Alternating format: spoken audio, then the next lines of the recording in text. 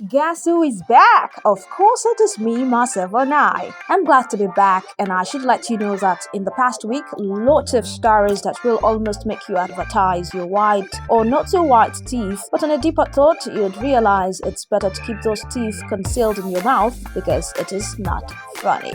Welcome to another edition of Not Funny. My name is King Gabe, and what we do here is speak to critical issues, helping you to understand the implications of actions or inactions of people, governments, and institutions. So let's get right into it. Firstly, there's a video of the number 3 man in Nigeria. I am talking about Senate President Godswill Akpabio calling the pockets of protests in different states as sponsored. You can see a lot of sponsored protests here and there, but those people are not aware. Most of those sponsored protests are not aware of the kind of efforts being made by this Senate to tackle the situation. Breaking it down, Senator Akpabio is saying people were probably paid or incentivized to go on to the streets to make known to their leaders that there is hunger in the country and that the purchasing power of the people has reduced drastically. While we cannot deny the fact that sometimes protests are sponsored, but with what people are facing, should the Senate President be worried about demonstrations by hungry people who are gradually turning to angry people, or he should be worried about the real issues, which are inflation, food insecurity, and the forex crisis? Yes, the government may be doing all it can to stem the tide, but not invalidate the feelings or grievances of the people. Someone should actually tell the Senate President that protest is a right of every citizen and should not be tagged suspect just because it's against the government. We had a protest recently where some youths came out in their numbers to express their support for the federal government. In fact, they said they are not hungry and that President Tinubu is working hard. Can we ask the Senate President if that was also sponsored? Then, in that same video, the Senate President announced that 30 billion naira was given to each state by the Federal Inland Revenue Service (FIRS) to provide palliatives for their citizens. He actually put a caveat that it was an unverified report. And I must say that unverified report has it that each of the state governments in the last few months have received additional 30 billion from the Federal Inland Revenue Service outside their normal allocations, from the Federation account, outside their normal allocations, to assist them in ameliorating the food situation. So we believe that every state government should utilize the funds so received towards ensuring that food is available.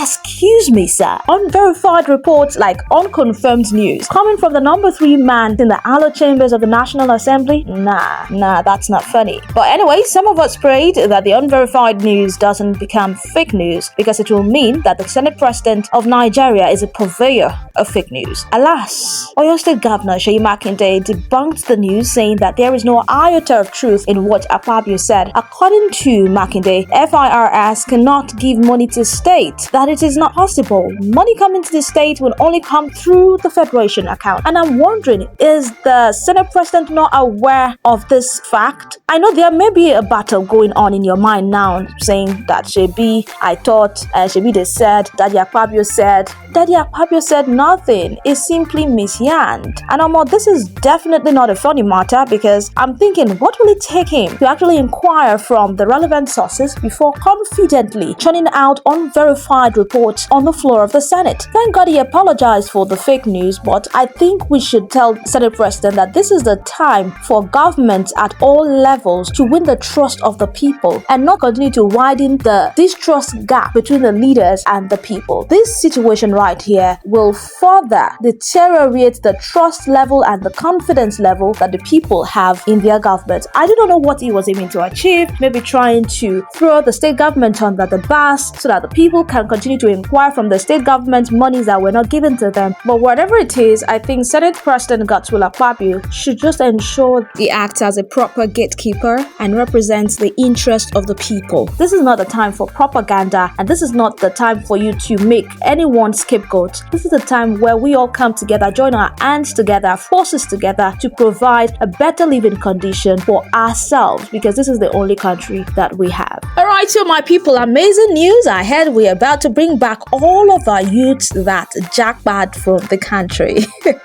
If you do not know the meaning of jackpot, it's actually a term used majorly by Nigerians to refer to emigration. Literal meaning means runaway. So the Minister of State for Youth Development, Ayodele Olawande, says the federal government is working to ensure an enabling environment for youth to thrive and ensure that those who left the country in search of greener pastures return home. In his words, and I quote, President Bola Tinubu is working to ensure an enabling environment so that people that jackpot will come back and live a normal life. Jackpot syndrome is good only when people go and invest something and then come back to the country to develop and create employment. End of quote. Amazing talk there by Mr. Olawande. But, Oga Minister, can we focus on the focus? Please?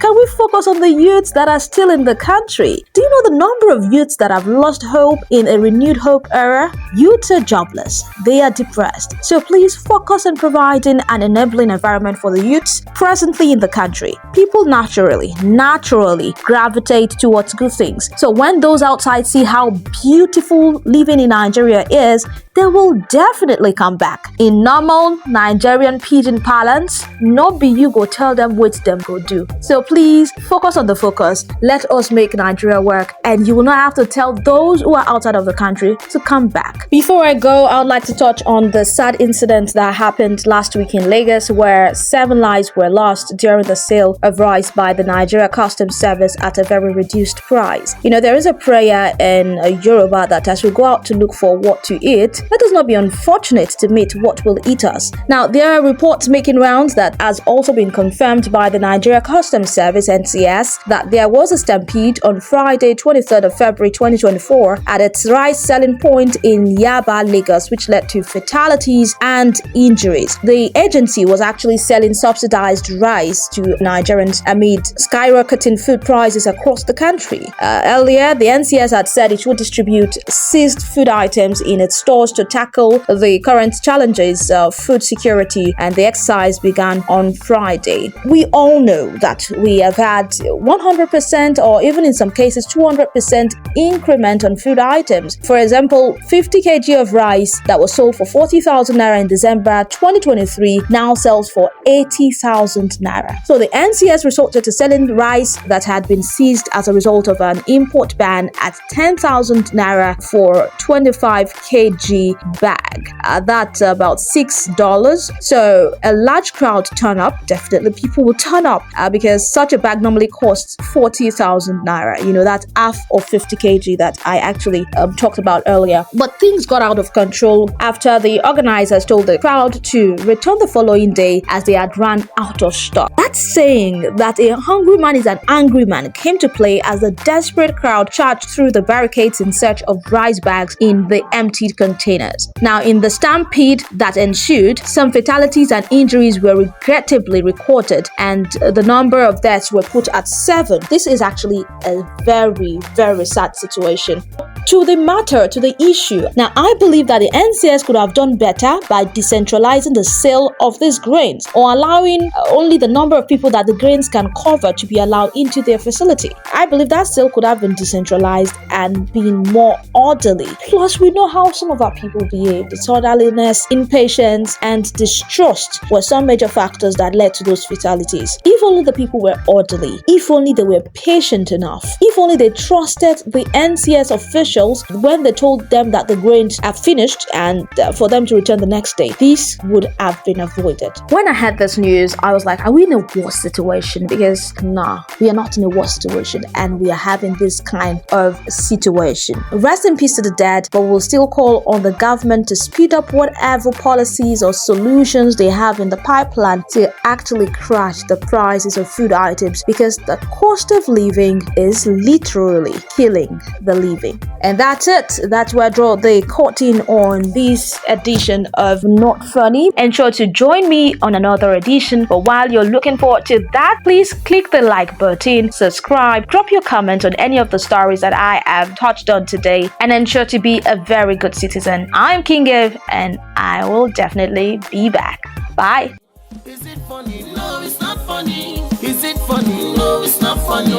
Is it funny? No, it's not funny. Is it funny? No, it's not funny.